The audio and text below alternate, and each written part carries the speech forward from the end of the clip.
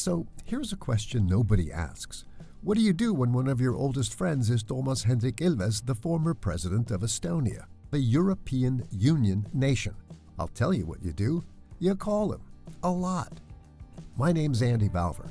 I'm a comedian, American-born, now living in Europe because, well, if you could, wouldn't you? I grew up in the U.S., hearing stories from my parents about a country that didn't exist. At least not on any map you could buy because the Soviets had wiped it out. I only had one buddy who understood, Toomas.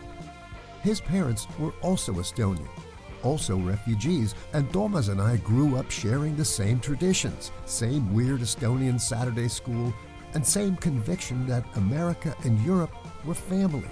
And for most of our lives, they were. The alliance held until it didn't. Right now, the relationship that defined the free world for 80 years is coming apart, and Europe is scrambling to figure out who it is and what comes next. Toomas and I talk about this stuff, and it seems selfish to keep these conversations to myself. So here it is, the Continental Rift, with former Estonian President Toomas Hendrik Ilves and me, Andy Valter. Serious politics, questionable hosts. I'm hearing Bob Seger's on the road again. Just looking at you, you look tired. I'm incredibly exhausted. It's been nonstop. You're on the road again, another hotel room, another diner down the road, except this one serves kilu. Where are you now? Just, where in the world is Toomas Hendrik Ilves today? Well, I just arrived in the beautiful university town of Tartu. Where my niece is going to school. I got to introduce you to her. She's doing environmental stuff there, so. I just got here from Tallinn. So you're in Estonia. Yes. I'm in the south of France. And this is the Continental Rift. We're both on the continent. At long last, yes. At long last. So I know that you've got a really packed schedule. You're carving some time out for this. So let's get to it because there's some stuff we need to discuss this week. Today is Thursday, June 4th, and this is the Continental Rift. So we've got a couple things. First of all, let's just tap into the EUBS. We've got 3 items. One is the EV fleet for the European Union executive. They've gone green. The cars have made it to the future. They just can't make it to Strasbourg. Well, this is a long backstory. Since the treaty for what was then the European Community from 1956, the Treaty of Rome, has said that the Parliament of the European then Community would be in Strasbourg, which is in France, but all of the main EU work goes on in Brussels, Belgium. This has been a bone in everyone's craw for 30 years, 40 years, because once a month, everyone travels down to Strasbourg. Is it like they have to go once a month to Strasbourg? Strasbourg? In the treaty. That's why we can't get rid of it. It's in the treaty. And you can only change the treaty with everyone agreeing. And of course, France, where Strasbourg is, won't allow it. And what makes it worse, perhaps it's gotten better with maybe some minor digitization, but it used to be they used to have trucks and trucks and trucks that would take all of the papers of the European Parliament off the 440 kilometers from Brussels to Strasbourg. But then being very ecologically minded and green dealing and all of that, the European Commission mandated that everyone drives an electric vehicle. And the European leaders are getting a firsthand demonstration of climate policy. It's called sitting at a charging station in Luxembourg. Right, because you can't make 440 kilometers from Brussels to Strasbourg. You can't get there in one lump. And the person who's in charge of this treaty actually doesn't get to suffer this because she... The guardian of the treaty. The commission she doesn't get to do it because she travels in an armored car with a regular engine, because there is no equivalent car that has an electric engine. I love that. That's where we are with that. Number two on the EUBS thing is we've got stuff happening in the Balkans. One, which we've got a pipeline happening in the Balkans, which is being built by a couple of Trump's cronies in Serbia who have absolutely no experience in building pipelines.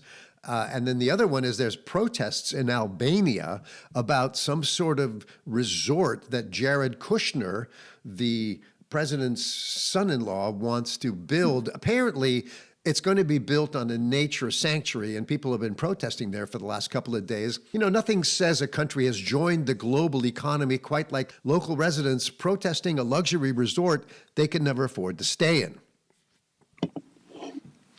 Well, there we are. The thing is that these countries, such as Albania, it's kind of cheap to buy land, and so, well, people do, and then the neighborhood's nice. But now it's not who owns the country, it's who owns the view.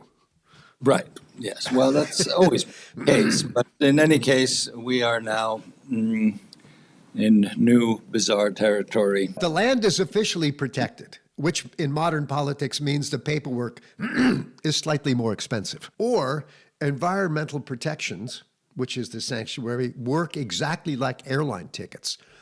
If you pay enough, there are fewer restrictions. Right. Well, so it's like, TSA pre or something in the United States. Exactly. Balkans pre is what it is. And number three, the president in Hungary refuses to step down, and now he is appealing to Brussels to support him, a place that they have spent 16 years trying to ignore. Well, the backstory is that since Orban lost the elections in April, and the president, Tamás Solyok, has basically been a pawn of the Orban government. This being a parliamentary system, then the presidents are elected by the parliament. We know that Orban was in charge, and his parliament, of course, elected Tamás Solyok, and who went along with virtually every one of the authoritarian steps taken by the Orban government.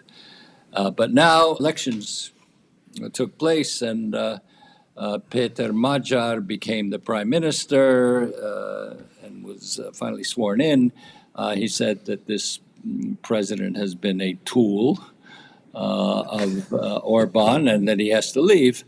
And now Sulyok has now appealed to the Venice Commission, which is the Council of Europe's, which is a whole different body, advisory body, for an opinion on the legality of his being fired by the new parliament. Theoretically, Magyar has enough votes to amend the constitution, but Orban has had pre-stacked the constitutional court, which would then block that decision. So here we are once again. On the other hand, the good news for Hungary and Péter Magyar is that 16.4 billion euros in EU funds that were frozen because of the anti-democratic measures undertaken by Orban have been removed. That has nothing to do with the president. That just has to do with all the other funny stuff that he did. Right. And now Hungary has a lot more money because they're in really dire economic straits. Also, the other thing that apparently has happened, I have not yet seen the results, but Viktor Orban was blocking Ukraine in every possible way, largely over the Hungarian minority in Ukraine. Péter Magyar, when he came in, he said, well, we still have some issues with the Ukrainians. But now he just met with President Zelensky, and word is that their issues have been resolved. But it is a long-standing issue that actually dates back all the way to the end of World War I, when the Austro-Hungarian Empire was an ally of Germany. And after they lost the war, Hungary was greatly reduced by the Trianon Treaty, which left large numbers of ethnic Hungarians outside the borders of Hungary. The country. And in fact, you had a Hungarian minority, or have Hungarian minorities in Slovakia, in Ukraine, and in Serbia, and in Romania. So 4 countries that have Hungarian minorities as a result of this treaty that really cut down on the size of the Hungarian. Okay, let's. This will wrap up the EUBS for this week. We covered the 3 topics. Yeah. Now we've got 2 topics for the main stories this week, which we're going to discuss. The first I love is shadow tankers. We've been talking about the Russian shadow tankers drifting around and stuff. And for people who don't know what shadow tankers are, these are Russian sort of controlled tankers, but registered in all kinds of weird places who sail without signals. Oil. I mean, tankers. Exactly. Yes. Exactly. And it's the maritime equivalent of a guy selling cigarettes out of the trunk of his car. Yeah. Well, just for the backstory, the point is that Russia has been sanctioned by the European Union, but the Russians keep sending oil out, which is the primary source of income for Russia today. And supports their war, right? Well, because of the war in Ukraine. Actually, the issue with them has to do with the what kind of flag they're going under and whether they have paid insurance for the tankers. This is especially important in the Baltic Sea, where the bulk of the tanker fleet travels through, because the major oil exporting port is in and around Leningrad. Right. And you told me this week that the ships are insured by the European Union. Well, that's not quite true. We'll get there in a minute. Okay. The big fear is that when these ships, which tend to be, or almost universally, are ships that are not wanted by other people because they don't meet the safety requirements, which are absolutely vital for traveling in the European Union area. Right, yeah. Especially and for transporting oil. Right, transporting oil. But you have these rust buckets, which don't meet the safety requirements. And the big fear has been, what if there's an accident? They will spill all this oil in a place like the Baltic Sea, which is very shallow and it's kind of brackish water. The water gets exchanged rather slowly. It takes 25, 30 years for a full exchange of water between the Atlantic and the Baltic Sea. And so ships are required to carry insurance. Right. And they're required to be registered under any flag that they have. But as it turns out, that oftentimes they have, to use a term, false flags, or they are not registered. Right? Fake ID. Yeah, fake. It's basically you faked your car registration. It sends your car as from New Jersey or it's from Belgium, but in fact you're not. And so that's one problem. And then the other problem is, are you insured or not? Although the Europeans, to their credit, they did say, would you mind cracking down after the policy renewal date, please? Well, there we are. And who's maintaining these ships? Come on, who's maintaining these ships?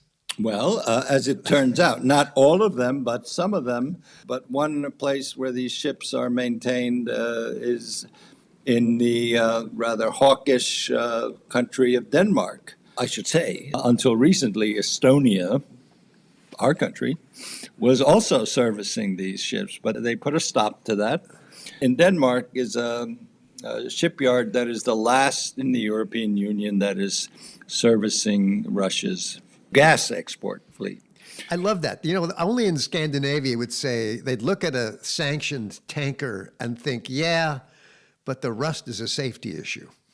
It's how they got Al Capone, right? Couldn't get him on being a gangster because basically any witness sort of disappeared, but they got him on tax evasion. Well, it's a same kind of thing where basically you can get these tankers for those kinds of violations. Now, this is a long history, actually.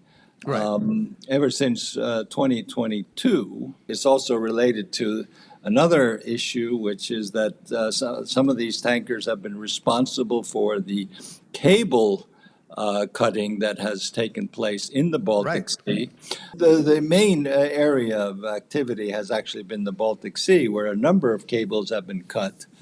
And then we get into all these kind of legal issues because these ships have been stopped, but then in Finland, the court released the ship because they said it was intentional. So, I mean, if you drag an anchor for 150 kilometers along the bottom of the sea, and they said, well, we didn't notice. We didn't notice. You'd think that's like walking out of a men's room with paper stuck to your foot. Well, yeah, okay. I won't pursue that one.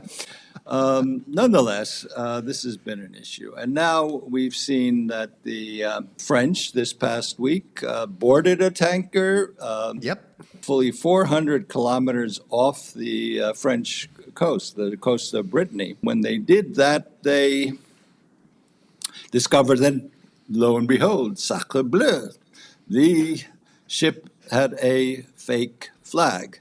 So they had a flag, but it wasn't really registered in the country that they said it was registered in. So they've been hauled into France. And I mean, this is quite a big problem. I mean, there are some 1,500 old tankers that Moscow uses to move this crude. Really, that many? Wow. Well, more than half are sanctioned by the EU. And the U.S. has a slightly overlapping list of tankers that they're using. And the reason why these are used is that G7 has placed a price cap on the price of oil under legitimate tankers. That means that the Russians don't get that much money for the oil. So what Russia has done is to get a higher price, they use these aging tankers to move crude. Right now, what is I have here? 632 of these so-called shadow fleet vessels are blacklisted by the EU. And this is an important issue. People say, shadow tankers, what the hell is that? But in fact, it's billions of dollars. Yes, 24% of revenues to Russia has disappeared. It's evaporated. And it's the lowest amount of income that they've gotten from exporting oil since 2020. And to move on, since the bulk of Russia's income comes from oil and gas export, then this is creating quite a problem with the budget deficit in Russia. And then the next step is that among the news that we had, there's a standoff within the Russian government, apparently. You never know, but this is what's been leaking out between the Ministry of Finance and the Ministry of Defense, where the Ministry of Finance said, we can't keep spending this much money or we will go broke. Meanwhile, the Ministry of Defense says, we are going to spend this much money no matter what. What the result of the standoff is, we don't know, but if they continue spending money at this rate, they will go bankrupt. If they, in fact, spend less money, then they will have big problems in the war in Ukraine because they won't have enough money to pay for the troops and for the various weapons that they're using there. All right.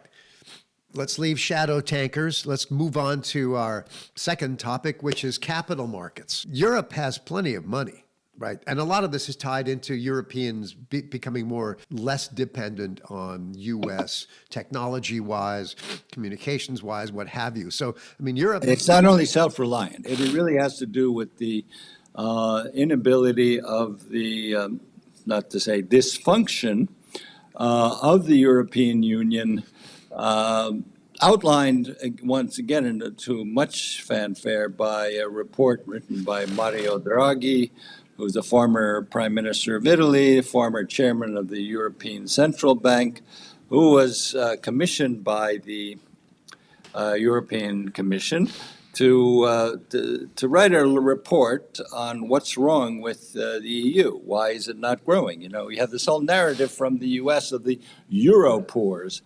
They're not that poor. We are not that poor. But the economy is sluggish.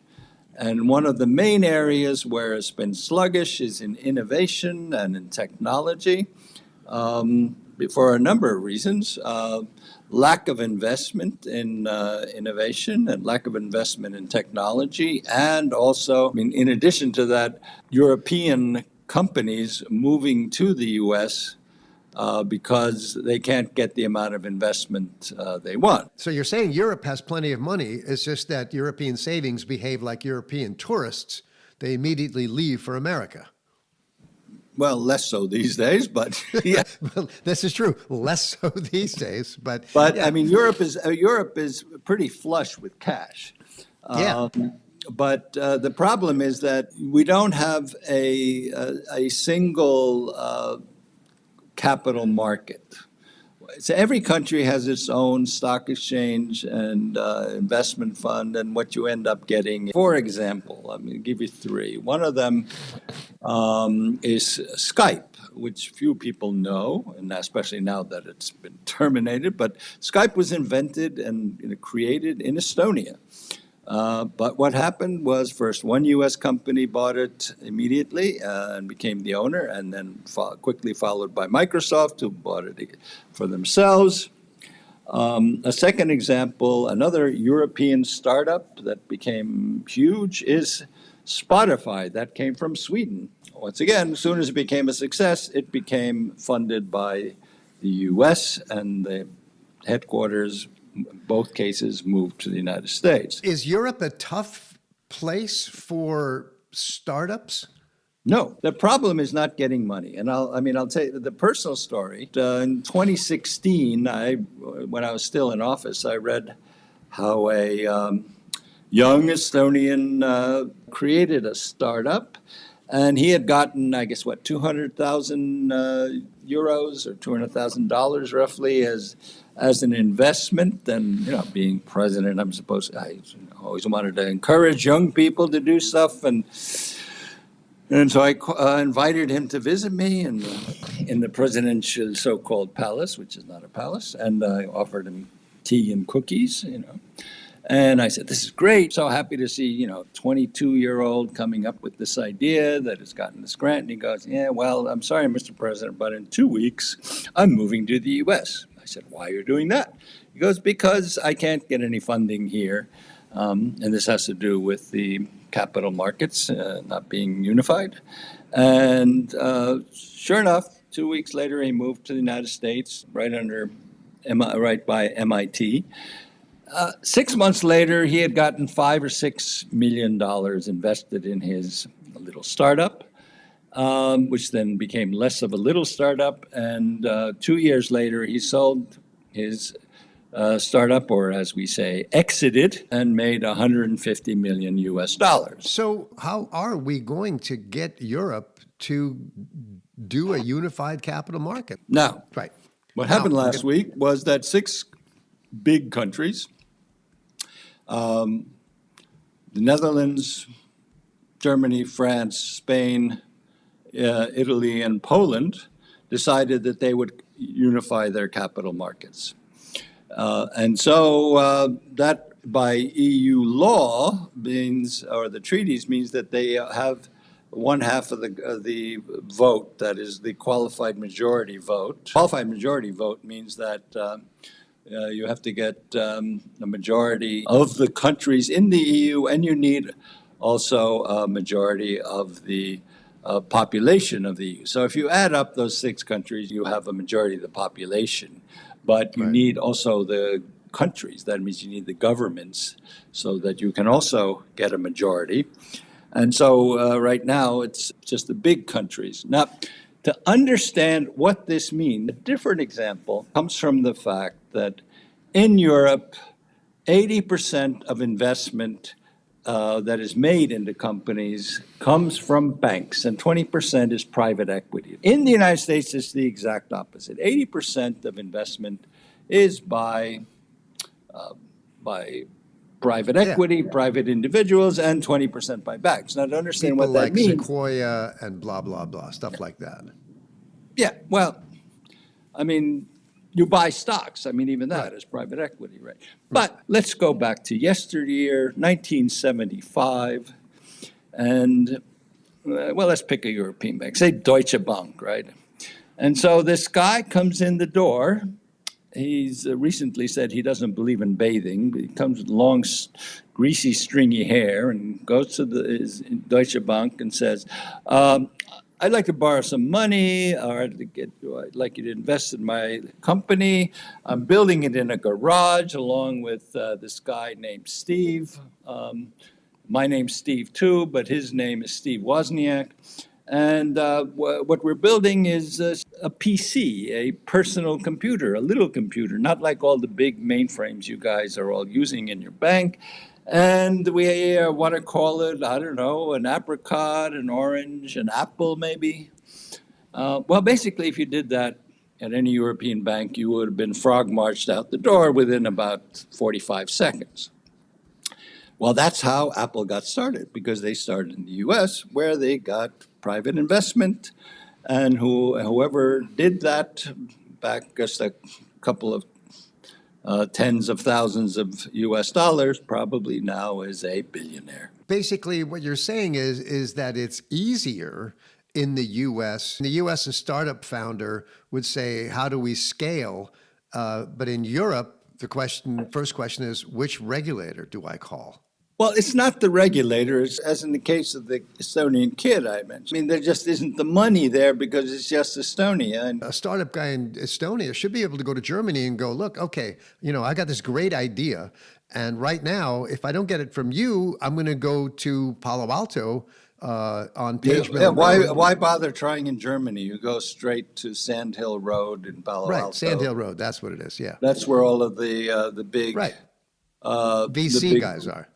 Well, now that we have, or should have soon, the beginning of a single capital market, it should be much easier to get that money. Now, the other thing is that the investment funds, which are huge, like pensions of workers, and they're all looking actually to invest in Europe because they're not so sure about investing in the U.S. today, which has various problems. I mean, the spread on treasury bills is getting rather high. U.S. debt is now higher than its GDP. So investment funds are looking for a single capital market in Europe. And this is the first step towards getting that, which is then the next step for actually increasing dramatically the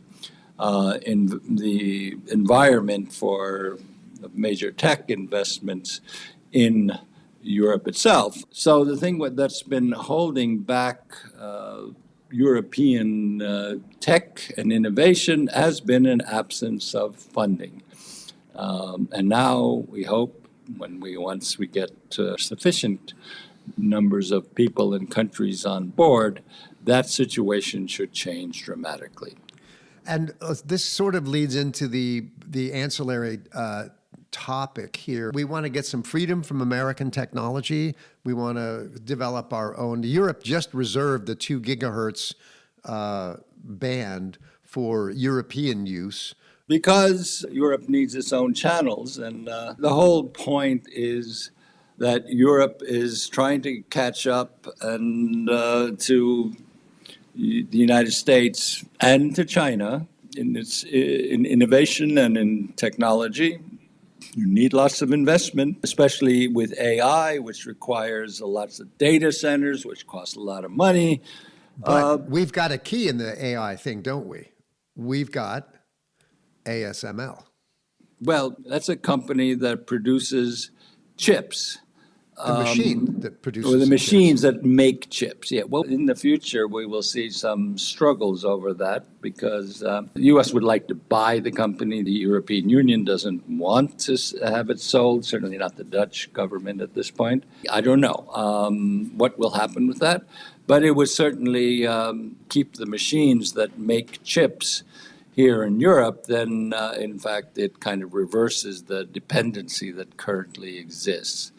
But that dependency right now really is more or less one way. Europe is dependent upon U.S. tech, all of which is outlined in the Draghi report, which came out in September of 2024, which looks at all of the different fields in which Europe needs to undertake very serious reforms. And so are you hopeful? I was worried about whether we could even take this first step on unifying the capital markets. And it's not a done deal yet because smaller countries on this issue are worried about being swamped by bigger countries. Right. So it remains to be done. I am hopeful it will be. So I know you've got a dinner you have to go to, so I'm going to wrap it up here. What are you looking at the coming week? Anything on your radar? Anything on the horizon? Well, we have to see what comes out of the Hungarian meeting. The news, at least when I last checked, did not come out. Also, what I'm looking at is what will happen to the 21st sanctions package. Remember, we just had the 20th, which had been vetoed by Hungary. That was passed. Now we're moving on to the next upgrade against Russia. Sanctions 2.0. Well, no, it's actually 21.0. Yeah. Because it will be the 21st time that Europe has imposed sanctions on Russia, and they keep being jacked up. And we'll see how that goes. We had the most recent news a week ago was that the U.S. was going to limit its participation in the strategic defense of Europe, reducing the number of bombers that it would allow or use in Europe in case of an attack. On the other hand, now we just got a statement from Secretary of Defense and/or War, Pete Hegseth, that no, actually, we're going to defend Europe. And they're talking about putting some nuclear capability back into Europe. But you know what? We'll talk about that next week. And that's the Continental Rift for this week. Thank you for listening. We know your time is valuable, so we appreciate you giving us some of your time. Please consider subscribing or liking the Continental Rift. It helps those algorithms get the word out there. To support our work, find us at Buy Me a Coffee, or you can email rift@freshlens.film. The Continental Rift is hosted by Thomas Hendrik Ilves and me, Andy Valter. Our executive producer is Fred Casella. It's edited by Valter Nõmm, with music by the Estonian folk fusion group Babel, and animation and brand design by Roland Seer. Continental Rift is a Fresh Lens production. All rights are reserved. See you next week.